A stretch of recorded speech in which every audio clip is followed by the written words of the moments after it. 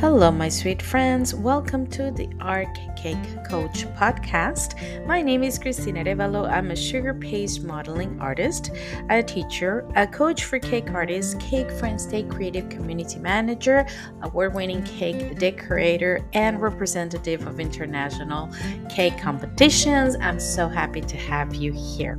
If you are a cake artist, a cake enthusiast, or a baker who is seeking some help, in anything related to your time management, social media management, setting your goals for yourself or your business, your mindset towards your business, or even a few hints of how to be part of the international cake community, cake collaboration, and cake competitions, you are in the right place. So, welcome to today's episode.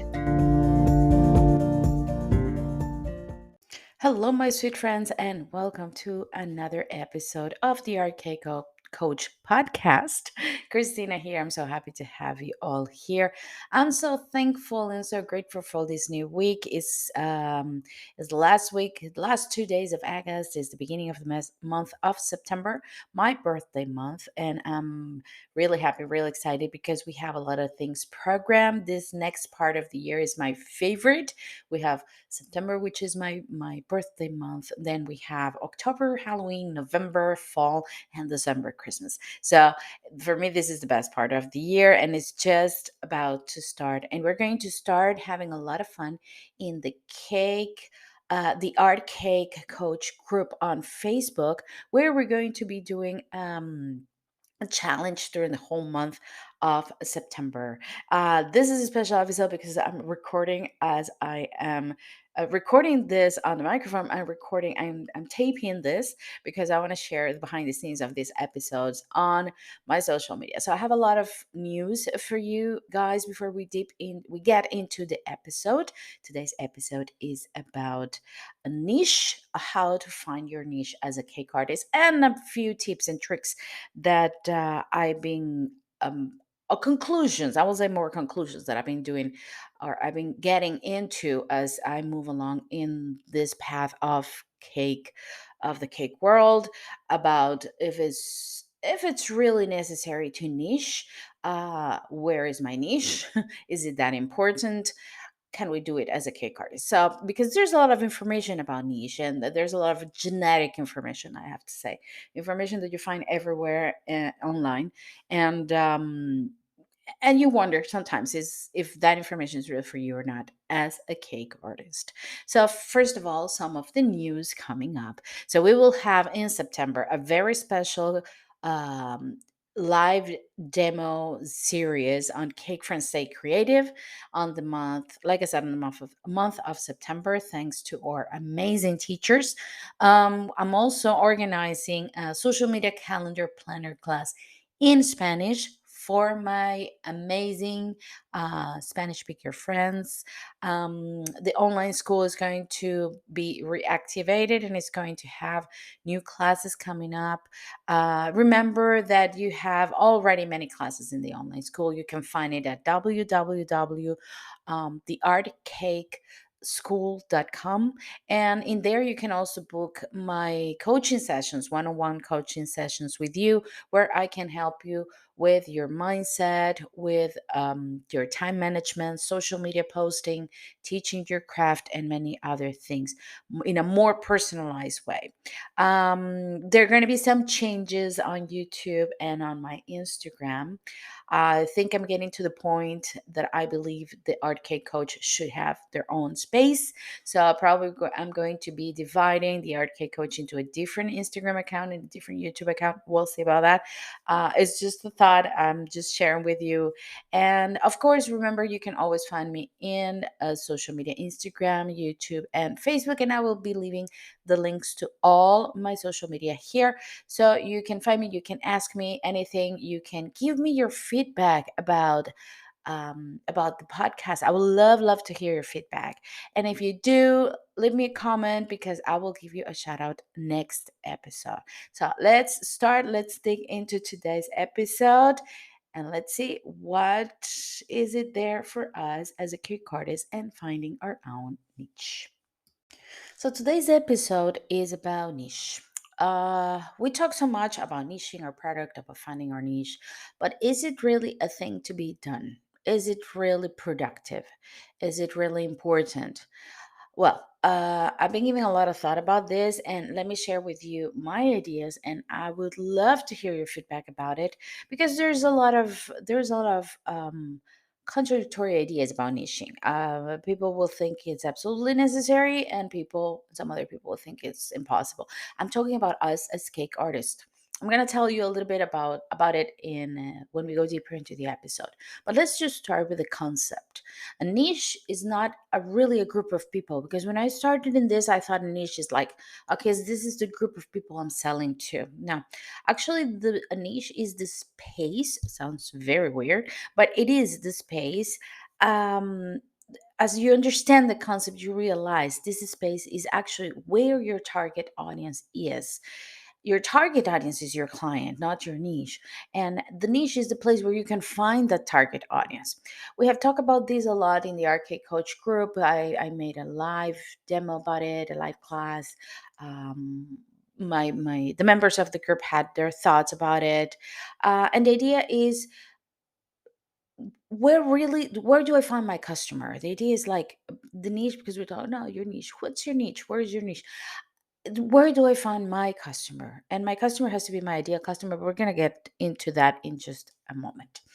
Okay, so you have all these beautiful concepts. It's beautiful concepts, right? About niche, of where you can make a difference, where you can fulfill the needs of their customers. And I have to be honest, at the beginning, I thought it was a bunch of mumbo jumbo. As I realized that people actually buy for specific reasons. And let me explain why. Think about yourself as a customer. One of the reasons you buy is out of necessity. I need a pair of pants, you buy it. I don't know, you need a new blender, you buy it. Whatever you need, you go and buy it. And the other one is emotion. Let me see if you can relate to that. It's late at night, you're bored, you cannot sleep, and you get into an online store and you end up buying things because you're just bored. Or you're feeling down and you need to pick yourself up, so you go buy something. Or you're feeling gorgeous and beautiful and you're like, this deserves to be celebrated, and you go and buy something. So it's actually out of necessity or emotion. I really understood that if I had to focus my product to a niche that I could help with a need, uh, I mean, I really had to understand, better to say, I really had to understand that. It's like, okay, so the need being necessity or emotion about the product that I sell. And yes, I'm talking about help, not only selling, but help. And guys, this for me was a big aha moment. And I have to be honest, it didn't happen long time ago. It happened quite recently. Even though I've been talking a lot about helping and about, um, being there for the community and helping people, I never connected the help with the sale, because for me it was a totally separate concept. But then you realize that actually when you fulfill that need, talking back about what I was saying, the necessity of demanding a product or the emotion behind the product, when you fulfill that need, you close that sale. People buy your stuff. People come back because they feel that you're not just selling, selling things like buy my cookie or buy my cake.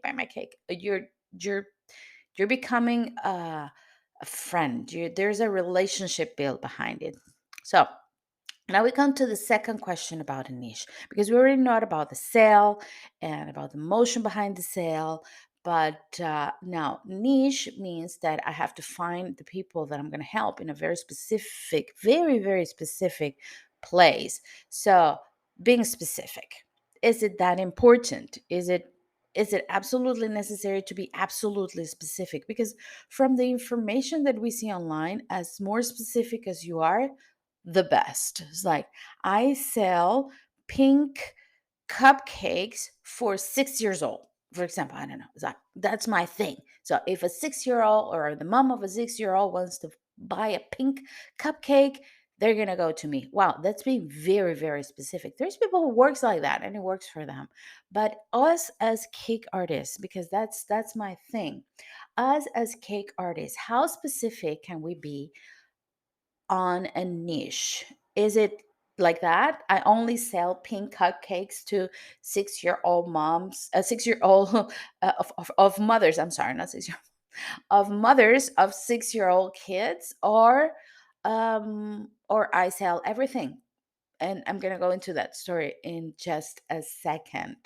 Now, everyone recommends that as specific as you are, the best result you can have. However, as a cake designer, as a cake decorator, we rarely start with a specific niche. Let me see if you can relate to the story. We're the total opposite. We embrace so much that it becomes overwhelming and sometimes hard to let go of some things. So, think about this. When I started, um, I don't know, 15 years ago, right, making cakes, um, I started doing everything. So if a customer asks me for a cupcake, I will do a cupcake. If it's a cookie, I will do a cookie. If it was a wedding cake, I will do a wedding cake. If it's a birthday cake, I will do a wedding cake, birthday cake, because you wanted to tackle everything. You didn't want to lose clients. And I'm sure there's a story with many of you. I'm sure it's just not my story. And there's a lot of people still doing that. I'm not blaming them. I'm not saying it's wrong. If it works for you, great. But if we talk about the niche, that's like trying to tackle a lot at the same time. So let me ask you these questions. Do you specify in one product, like, for example, wedding cakes or flowers? Did you do that since the beginning of your cake business, or was something that came with time? If so, was it instinct? Like, was it like, okay, I need to focus on only one thing? You realized that you were actually better to add something along the way, and it was like an organic reaction to your customers and the needs of your customers. How was it? Was it like you decided, or was more like an organic flow into what your customers needed, to what they were looking for? Like, what were my customers looking for? That's what I'm going to sell. So what was it? Are you still doing a lot? Are you niching? Are you getting into one product and specifying one target audience? What is it? How is it working for you? In my case, was a process of, believe me, my entire 15 years making cakes, until I realized that it was a thing to have a niche. And I have to say, I'm still working on it. Um, and I'm still identifying most of my niche. I mean, I'm still working on that thing. So my next question is it better to have a specific niche? Okay, that's where I stopped and I started thinking. It's like, two things. And I always start my classes, I always start my courses, when I teach about teaching, when I teach about social media, when I teach about setting goals, I always start with the question, why are you doing it? So let's go back to that question. Why are you in this business? Is it to make money? We talked about this before. Is it to make money? Is it to become famous? Is it to be here for the long run? Is it just a side job to make a few coins on the side? I don't know what your why is, but the answer of this question is very important for anything that comes after. And I said this before, with setting goals, with social media, because this why is going to determine the roadmap, the blueprint of what I'm going to do. So, if my why, in this case, my why is I want to be here for the long run, I want to be in this industry for a while. I'm going to I want to be a person that be recognized for their talents, that can teach, that can help my community, that will go to international events, that will, somebody that people can say, oh, I know who this person is and I know what she does. This is what I want to do with my art and with my cake business. So let's take a look at the famous artists in the industry that we follow, that we care about, that we admire. If we take a look at these people, I mean, think about your cake idol. The person that's like, wow, I want to be like this person when I grow up. I want to, I want to meet them. I want to learn from them. So let's take a look at these people, the ones that you look up and you admire, and the ones that you think, okay, they made it. I want to be like them. They usually stand up and stand out for a specific method or skill. So think about it. Uh, One of my cake heroes, my cake idols, and I love her work and I think she's amazing, is Karen Portaleo. So if I think about Karen Portaleo, I immediately know her kind of work. As a customer, if I want a definite look in my cake, I know I'm going to look for her. I know her classes, I know her sculptures, and I know her products. I can identify this is what she does. This is her. This is her style. This is what she does. And like that, many others. I don't know. Any cake, think of a cake artist that you know and think about it. It has a specific style of modeling or of creating cakes. As a wedding cake artist, if you are a bride and you want a specific look, you're going to go and look for this specific artist. I cannot think of. I think of many names, but for example, Enrique Rojas have some cake, Venezuelan pan. Hello, shout out for Venezuela. Woohoo! Um, he has this amazing sculptural wedding cake. So if the look of my wedding is going to be sculptural, I'm going to go and look for him because he identifies with this. He does this. That is his signature. So yeah, people who made it in the industry, who are good in their thing, have a specific look and does in a specific product. Okay, so that's one clue of okay, maybe niching is good if that's what I want. um, I'm sure that they know how to do many things. Carportaleo, Enrique, or whoever. Luma's cake, also Venezuelan people from Venezuela. Woohoo! Uh, they do this amazing style of cakes and of work. I'm sure they can do anything else. I'm sure they can do cookies and flowers and wafer paper, modeling and baking, macarons and anything. But they define their business within a specific product that they know who to sell to, how to sell it, and who needs that product. Is it on purpose? I don't know. Don't know, but when you think about it, it actually works for them. So, my question is why do we diversify and try to please every single customer and don't define our method, skill, or product? Fear of losing a client, fear of a competition, fear of not knowing something, but at the end, it all comes down to fear.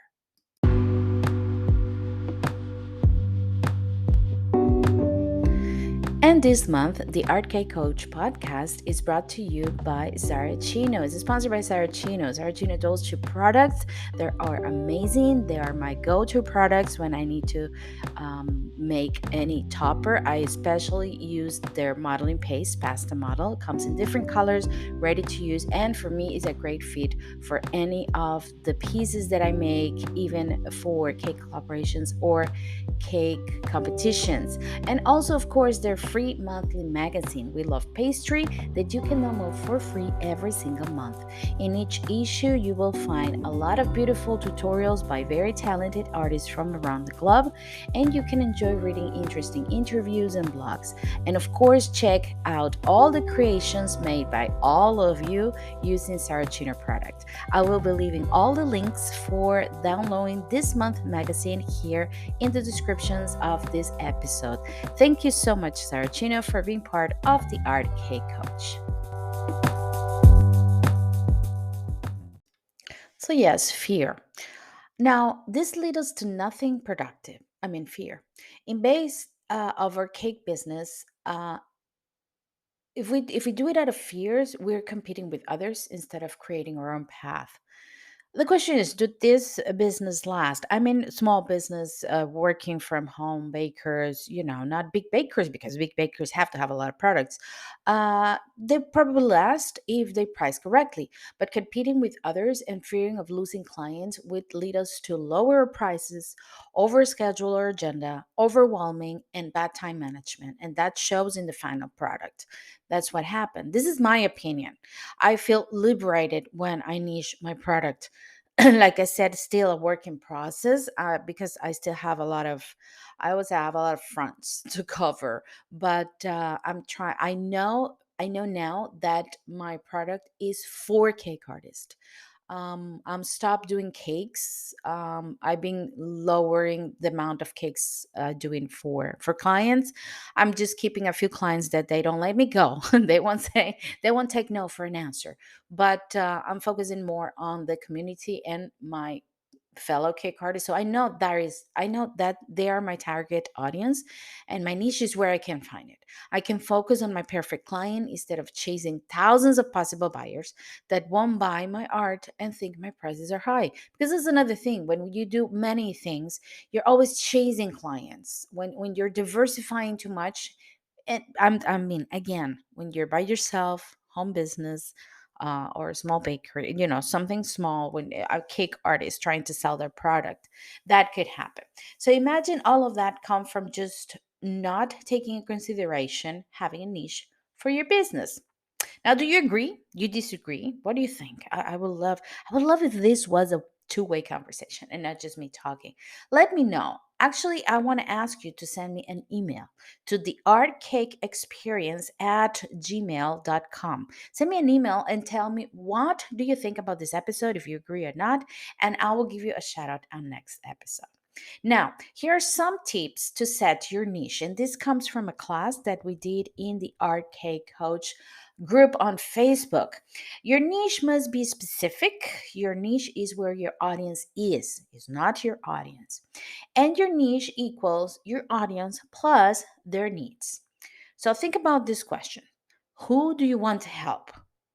By helping, I mean with your product. By selling them your product, you're helping them with something. Remember when we talked before about emotions and about needs? So who do you want to help?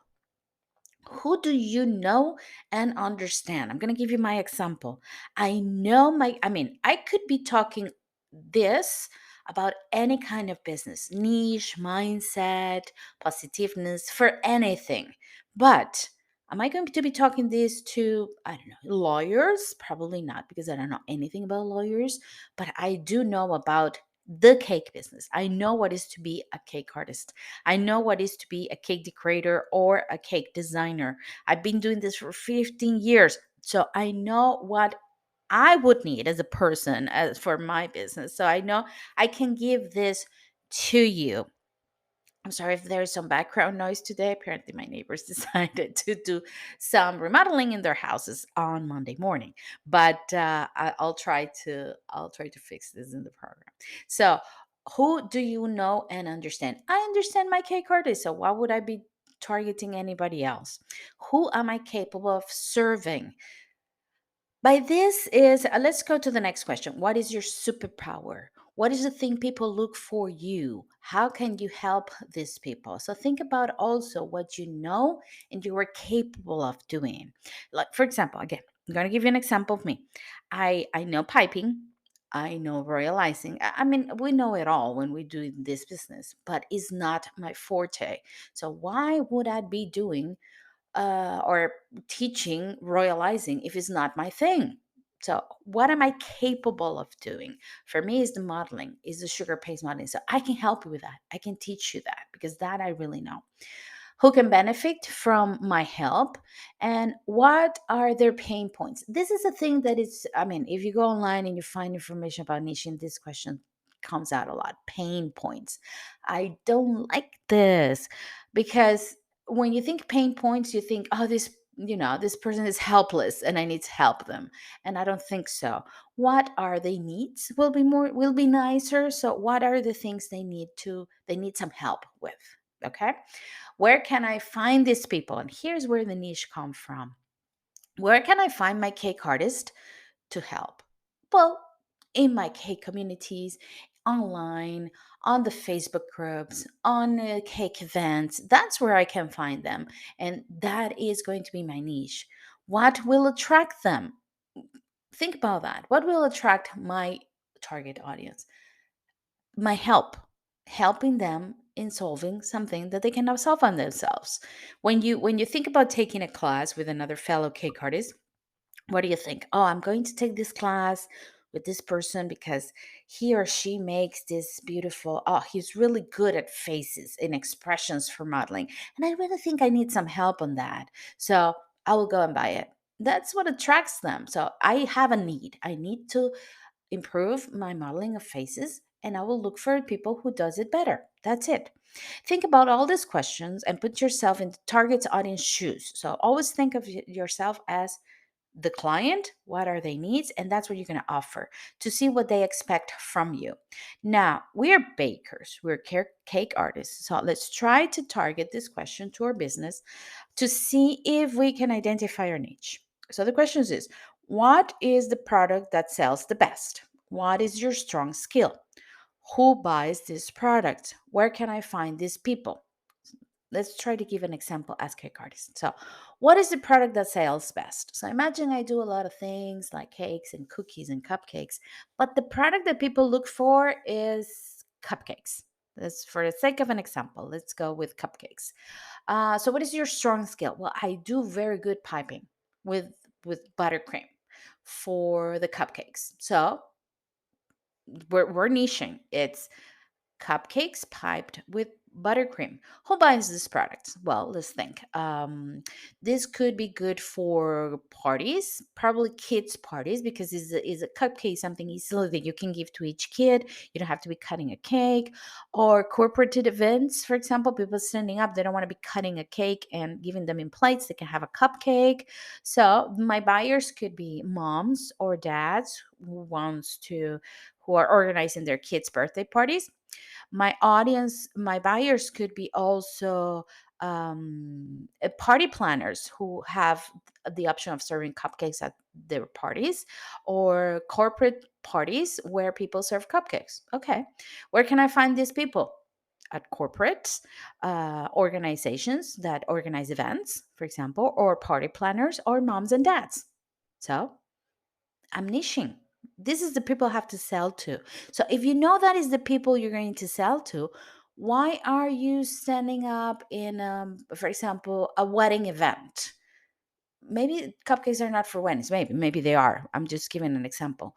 So I'm not going to go into brides, because actually the people who's going to offer even to the brides these products are the party planners or the party organizers, right? So let me target the party organizer. I do this product. Try it. Show it to your client. Put it in your next party.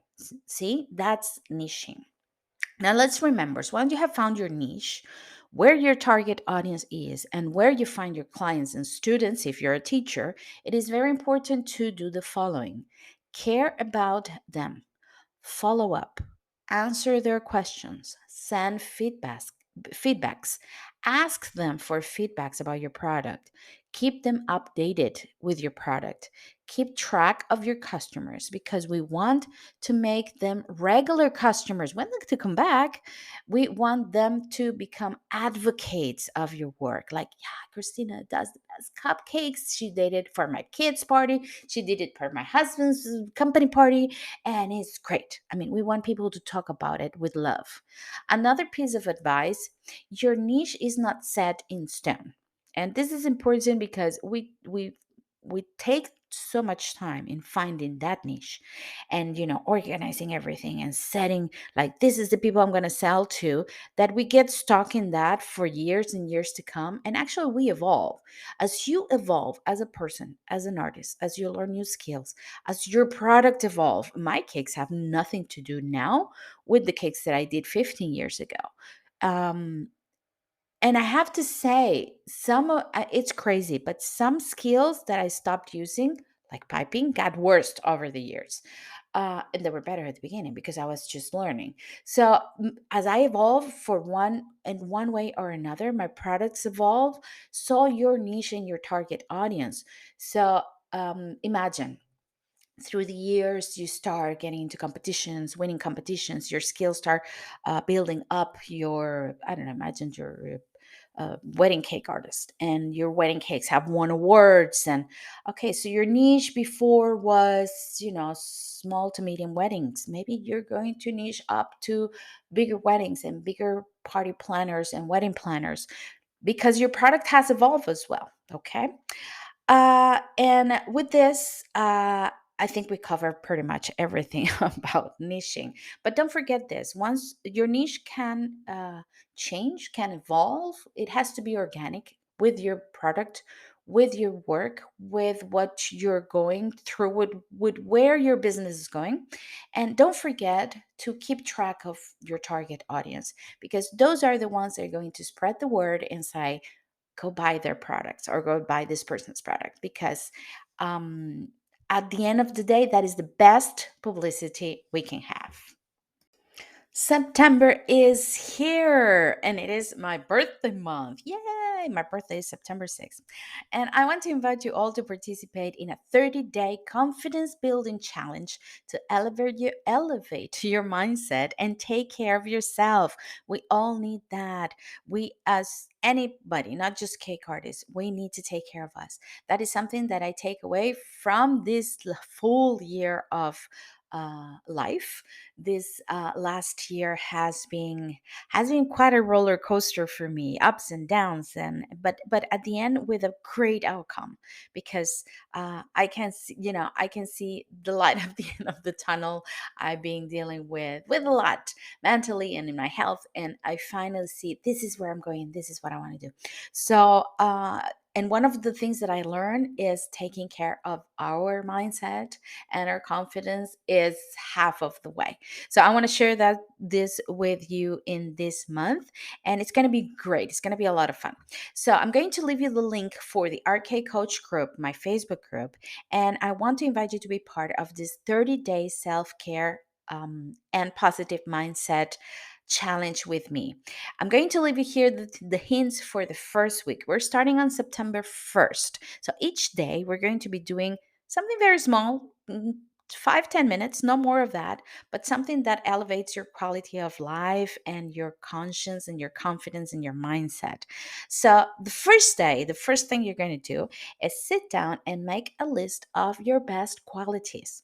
Talk nice to yourself. We're so harsh on ourselves sometimes. So make a list of your best qualities. Day number 2 is going to be about affirmations, positive affirmations to yourself and to everything around you, to your business, to your K community. Day number 3, exercise. We're going to take care of that physical body. Go for a walk, do some push-ups, do some sit-ups, whatever works for you. Doesn't have to be anything too long, but try to move that body. Day number 4, keep a promise to yourself. This is one to think about. Number 5, read a book. I have to even, I'm telling you my story.